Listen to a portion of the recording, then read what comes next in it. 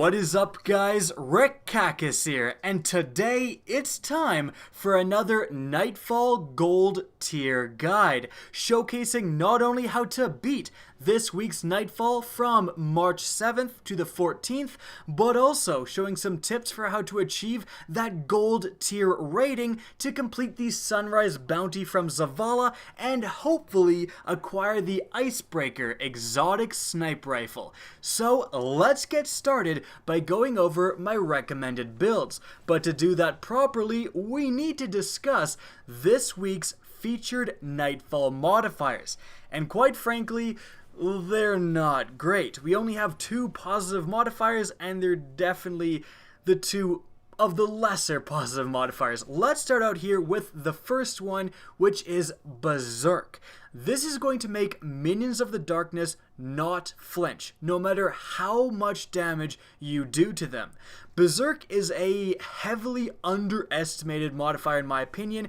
It can get you killed so often because you're just not used to receiving that constant damage, being shot at no matter what you do until you kill that enemy. So you really need to be aware, and it's super bad when you're versing Cabal, because the Cabal phalanx with the shield, it is so annoying to get past that shield when you're not able to flinch that enemy, and the featured strike, it's Cabal, so not a great one. After that, we have the Brawler modifier. This makes your melee attacks do significantly more damage. Pretty simple. Next, we have Fresh Troops. This makes more enemies spawn than normal. For example, if there's usually a group of 5 Cabal enemies that spawn, there's going to be 6 or 7 now with Fresh Troops. Although this is considered a negative modifier, more enemies mean more chances to die, it's kind of positive in the sense that you have a lot more enemies to kill and a lot more enemies to rank up those points to get the Sunrise bounty more easily. After that, the last modifier we have is Airborne. This makes you do significantly more damage while in the air. Now, with those modifiers in mind, let's discuss my recommended build. Now, firstly, I am playing this Sunbreaker Titan. Now, you can pretty much, because there's no elemental modifier, use whatever subclass you're most comfortable with. The reason I'm specifically selecting Sunbreaker is, firstly, it's very easy to utilize your hammers while in the air. You just jump and throw them and get that airborne bonus, but also you can use the Sun Charge node, and that's going to let you do a flying knee attack while you're in your super, and that deals melee damage. And with Brawler, it deals a lot of damage. Very effective to use Sunbreaker in combination with Sun Charge during a Brawler playlist. After that, we have 3 overall good guns. I've got the Burning Eye Adept Trials of Osiris flawless weapon.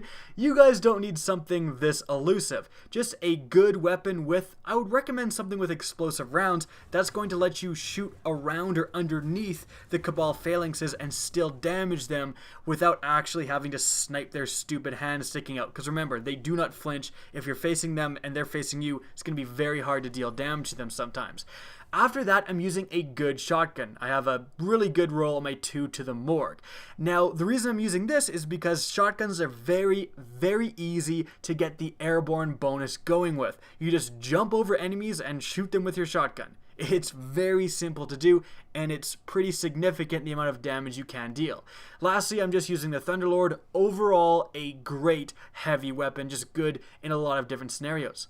Now for the exotic armor piece, I am using the Ruin Wings, just to give me more heavy ammo so I get to use my Thunderlord more.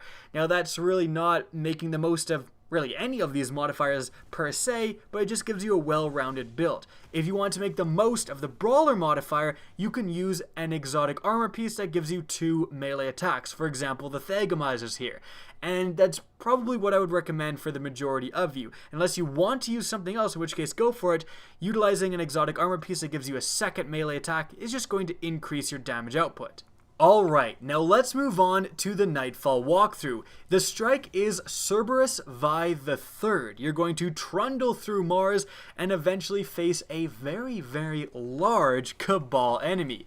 Now the first thing you're going to do, and remember to do this, is you're going to spawn in on Mars, go and activate that one objective with your ghost before continuing this strike. I should also mention that the first area you start out in is also a patrol area, which means that enemies continuously respawn. So if you want to farm this for a little bit for points, go for it. It's definitely not worth waiting for enemies to keep respawning to farm points because you do lose out on your time bonus, but if you see enemies, by all means shoot them. Don't just leave them there because you're missing out on points. Next up, we have our first real big encounter once you've head further into the Cabal base, and you're just going to have to slaughter a bunch of enemies that are in your way. Again, don't leave any of these enemies when you're playing this as a normal strike. Often people will just kind of skip these enemies and then just kill the boss at the back or the higher tier enemy at the back, which causes the doors to open. But if you do that, you're missing out on points. So take your time, slaughter the enemies, and then the back door will open and you can continue with this Nightfall. Travel further through the base and you're going to enter into the doorway essentially, or the entrance to an open area. This open area, and it's a very large open area, is going to be where your next few encounters take place. Now, a little word of warning, the Cabal, the yellow health Cabal guy with the missiles on his back is a little bit problematic. Don't try to run at him and shotgun him. I'm not saying this because of anything I did, it's because of what a friend did, I swear. Anyways, after you fight your way through these guys, and by the way, there's a lot of firepower actually that you may not be expecting, so take your time in this part. Really kind of utilize scout rifles, utilize sniper rifles, and pick off the Cabal one by one, because if you charge in at this base, there's really limited cover and the sight lines are such that you're going to be shot at from pretty much everywhere. So it's not a good idea to run in here guns blazing. Really take your time and pick off enemies again one by one. Now you're then going to face just the most annoying objective. You're going to have to kill the 3 Cabal generals, or I guess guards killed. Now these Cabal guards are all going to be phalanxes, all going to be yellow health phalanxes, and with Berserk are just a huge nightmare to take care of. So make sure you're not engaging these guys one-on-one. Like, they will just crush you. They'll shoot the crap out of you while you're trying to pathetically chip away at their fingernails. So make sure when you're attacking these guards, you're doing it with a group effort. Get one guy to be shooting at him from the front and the other 2 to flank around with shotguns or whatever to be able to actually take that guard down. They can actually cause some trouble. Now after you take out the first guard, just remember that a Cabal ship will come in and it will have guns that shoot at you no matter where you are, so kind of make sure you have some cover while all of that is happening. And after you slaughter the 3 guards, you're going to have to deal with a dropped off Cabal tank.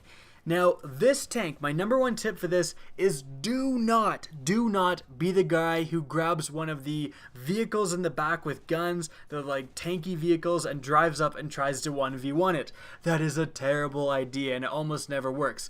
Just stick to the back where the base is, you have a lot of cover, and just take out the tank with scout rifles, sniper rifles, and whatever else, rocket launchers that you have available. It really doesn't take too long. You'll see us do it, and running up to try to engage it in close range in a vehicle or otherwise is just a terrible idea.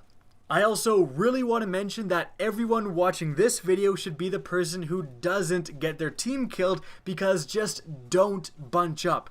If you see your teammates coming close to you to get a good angle on, you need to be consciously aware of this and move away from your teammates. One of these tank shots can wipe out your entire team. It's really easy to just, it hits a tree branch or a rock that you didn't see, you thought you were going to dodge it and you didn't, and you end up dying. It's no big deal, you'll get revived. But your entire team getting wiped is going to be super annoying, so just make sure your team isn't bunched together. As long as you guys aren't standing near each other, it's pretty much impossible for your entire team to get wiped at this point, especially if you are doing what I said earlier, standing back and engaging from afar.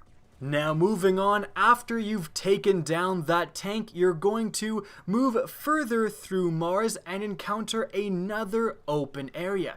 This open area is not an actual engagement. There's actually going to be a decent amount of enemies there, but it's another open patrol mode area. So by all means, slaughter the enemies that are here. There's just a bunch of level 15 enemies. They shouldn't be too hard to deal with, and it will kind of guarantee your gold tier rating. You absolutely don't have to. You can skip these enemies, but quite frankly, why not? Anyways, after you move back into another Cabal base, you have another mini encounter just before you engage the final boss. There's just going to be a lot of enemies in this enclosed area. Just kill them all, quite frankly. Not really too hard to do that, and they are actually quite bunched up in this area, so if you want to utilize a super and get a lot of points, that's a good idea. Now moving on, we do have the actual boss fight with Chain Gun McMillion Health. Now this guy, I just want to remind you guys, when he first spawns in, even when he starts shooting, he's going to be immune. Just peck him away with your primary weapon until you see a damage numbers, and then actually tell your team, okay, he's available to damage. Even me, like, I'm a veteran, I've played this strike hundreds of times, I still threw a grenade without thinking, without doing this, and it was immune. So it's just kind of a wasted nade. Don't do that. Peck away with the primary, look for the damage numbers. After that, he's just going to kind of walk back and forth in this arena, one side to the other, constantly shooting at you. You want to absolutely make sure, just make sure that you have cover, because when his missile salvo is coming in at you, you will die. If you don't have cover, you will die. That missile salvo attack does so much damage. It is unreal. So make sure you have a box or a pillar or something that you can put in between the boss and yourself to let those missiles hit. Now the best place to hold out in this encounter is really on either of the two upper platforms. Now there will be enemies that spawn, but quite frankly they don't spawn in a massive amount of numbers, and if your entire team is on one side, you can make short work of these adds that do spawn. While you're up here, make sure that you're making the most of the airborne modifier. That means every grenade you throw, every rocket you shoot, jump in the air first. I don't mean jump down from the upper area, that's a terrible idea, but just jump and then throw a grenade, or jump while the grenade is exploding, I should say, and then jump when you're shooting rockets, all of that stuff. Now when he's passing underneath, you can actually get a couple of good shotgun shots if you have a shotgun with decent range. He's closer than you may think, but again, don't expose yourself to that missile salvo too badly. Aside from that, this is a relatively simple engagement. The real key is just being sure to focus on adds when they spawn, killing those adds, and then going back to the boss. The adds are health gated on the boss, so when you do a certain amount of damage to him, then more will spawn. You can kill all of them, and as long as you're not damaging the boss, more won't spawn. Like, they only spawn when you deal certain chunks of damage to the boss. So you can very easily regulate how much trouble you're in as long as you're dealing with adds, then damaging the boss, and then going back and forth.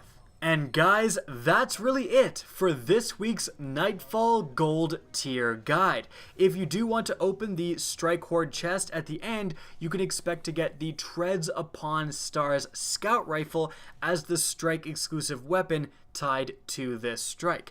It's a pretty average scout rifle. Frankly, there's so much better out there, I wouldn't waste your skeleton keys on it unless you're a collector. Now guys, again, that's going to wrap up this video. I hope you enjoyed and found this informative. Now if you did, please remember to help me out by simply rating and especially sharing this video. If you guys want to see more Destiny content, including next week's Gold Tier Guide, be sure to slap that subscribe button. And if you actually want to be notified of new uploads, make sure to press the bell beside subscribe. Now if you guys want to get in touch with me and keep up to date with the latest channel activity, the best way is to follow me on Twitter at RickCactus. That's linked in the description down below, as is my Twitch channel, which you can also follow. Again, I hope you enjoyed the video, and as always, have a good day.